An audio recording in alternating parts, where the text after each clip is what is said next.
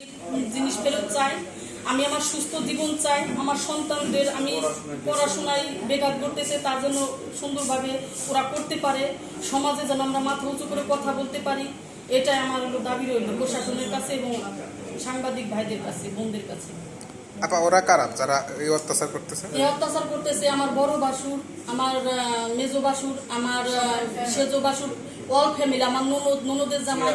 আমার ননদকে বিয়ে দেওয়া হয়েছে আনন্দবাজার। সে আনন্দবাজার শ্বশুর শাশুড়ির সাথে বেজাল করে বাড়িতে না থাকে আমাদের বাড়ির ভিতরে বাড়ি করে এখন আমাদেরকে এত হ্যারাস করাইতেছে যে আমরা খুবই খারাপ অবস্থার ভিতরে আছি।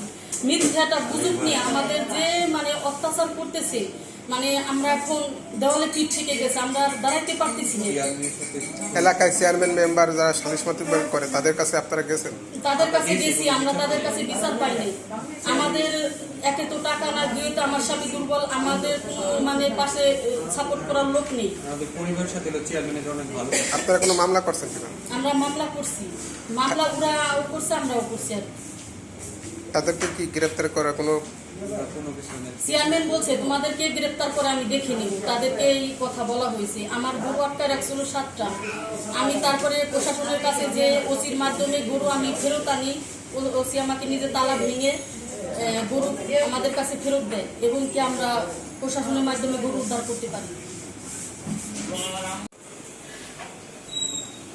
সমস্যা হচ্ছে আমি হইলো বসন্ত পাক বরবার শরীফে যায়, আমার শ্বশুর বাড়ির লোকজন যায় আত্মীয়, যাওয়ার কালে ওনারা এসব পছন্দ করেন না, ওনারা আমাদের তাই আমি না যাওয়ার কারণে আমি বলন্ত পাক দরবার শরীফে যাই।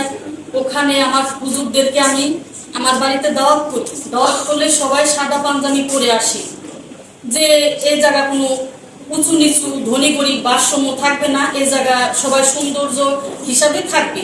এক এক দরবারে এক এক রকমের লেবাস থাকে। তাই সাদা পোশাক পরে আসার পর আমাদের ফ্যামিলির, আমার শ্বশুর বাড়ির ফ্যামিলির লোকজন চেয়ারম্যানকে ফোন করে যে আমাদের বাড়ি কারা আসছে দেখো।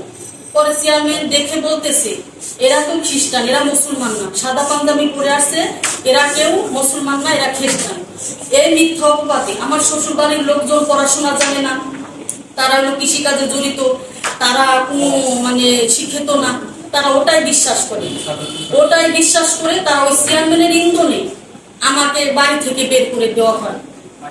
বাড়ি আমাকে খুব স্বাস্থ্য অবস্থা করে বাড়ি থেকে বের করে দেওয়া হয়, মারধর করে, আমার স্বামীকে মারধর করে। আমার দুই ছেলের সামনে, আমার ছেলের এক্সাম ছিল, ইন্টার সেকেন্ড ইয়ারে দিতে পারে নাই। আমার অনেক কষ্টের একজোড়া স্বর্ণের কানেরটা ছিল, আমি বিক্রি করে আমার ছেলের 10,000 টাকাতে বই কিনে দিয়েছি যে ওর জীবনের লাইফটা সুন্দর হয়ে গড়ে উঠুক, কিন্তু তা হয় না। আমার ছেলে এক্সাম দিতে পারে নাই। খুবই আমরা অসহায় ভিতরে এখন আছি। আপনাদের কাছে আমাদের এই অনুরোধ যে আমাদের পাশে থাকে, আমাদের ভিটা মাটি আমার আবার ফেরত দিতে আপনাদের কাছে সেই অনুরোধ করছি।